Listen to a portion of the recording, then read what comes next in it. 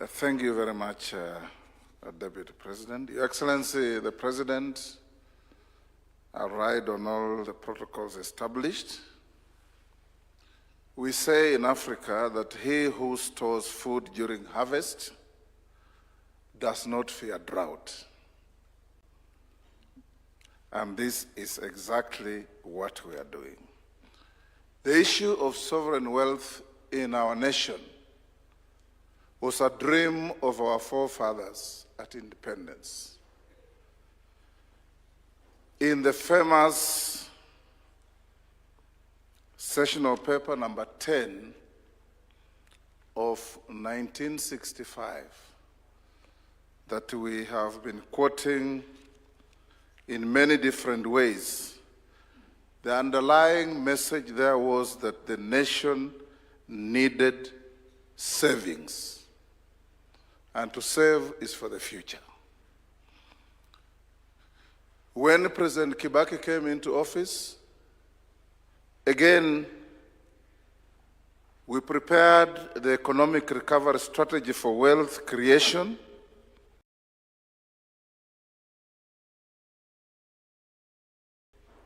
with emphasis on savings.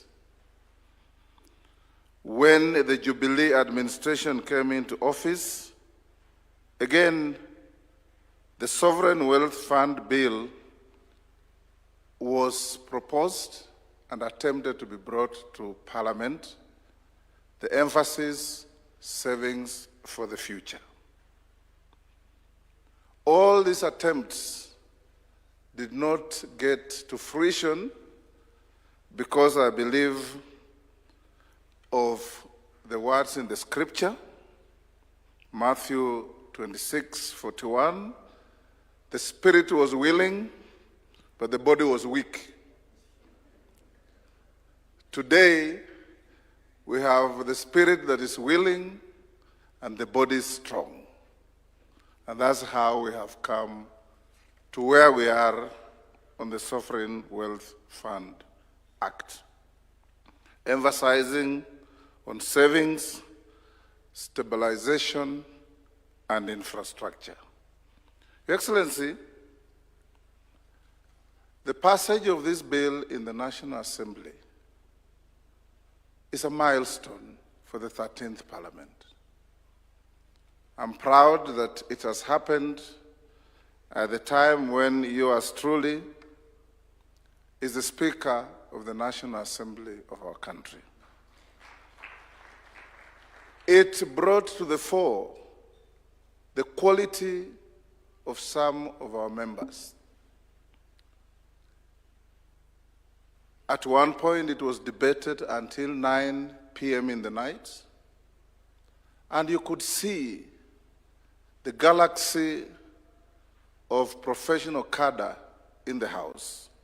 Economists, lawyers, accountants, educationists, environmental policy experts, engineers, and even those who don't belong to any of those, but who understood what it means to have a sovereign wealth reservoir. And I could see this, Your Excellency, when it came to the Committee of the Whole House.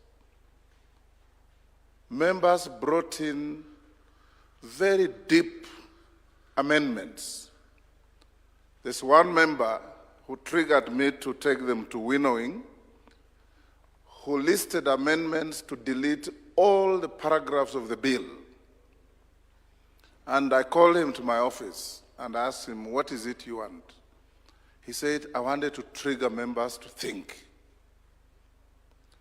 And when I brought the team together under the leadership of the chairperson of the Finance Committee and the majority leader, the product they brought back, I dare say, was one of the finest pieces of legislation that this Parliament has passed. And you could clearly see that our members do their research, they do their homework, they do their reading. Some of the amendments were quoting and citing provisions from Norway, from Singapore, from Botswana, from Nigeria, from Denmark. I was very impressed. And I feel proud that at this time in our history, we are working together and working together to the future. Your Excellency, today, as you assent to this bill, it sets the stage for this country to realize the provisions of Article 120 of our Constitution, which provides that the burdens and benefits of use of resources and public borrowing shall be shared equitably between the present and future generations. We have been told here, including by our young people, that we must strive to be remembered.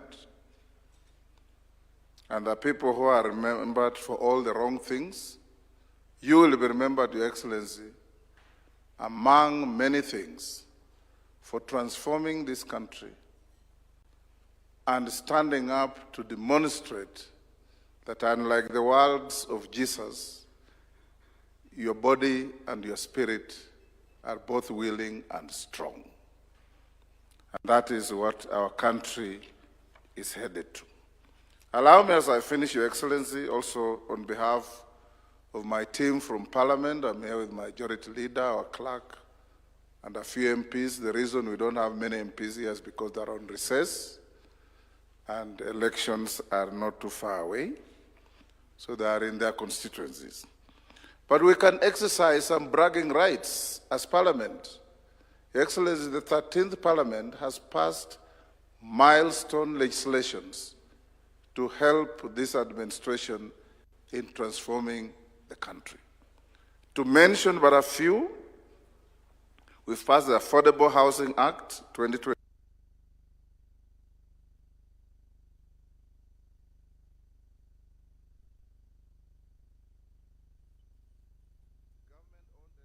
Government-owned enterprises 2025, the Judges Retirement Benefits Act 2026, which, Your Excellency, you remember the Chief Justice telling you that there was an attempt to change that act that was passed through colonial rule in 1948. And all attempts since independence failed until the 13th Parliament passed it.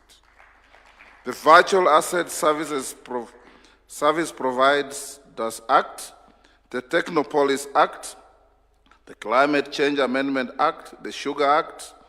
This particularly, Your Excellency, is a milestone. You remember when you came into office, all the sugar factories in the country, apart from a few private ones, had collapsed. And we are draining resources from the national treasury to pay farmers and workers in factories that were not working.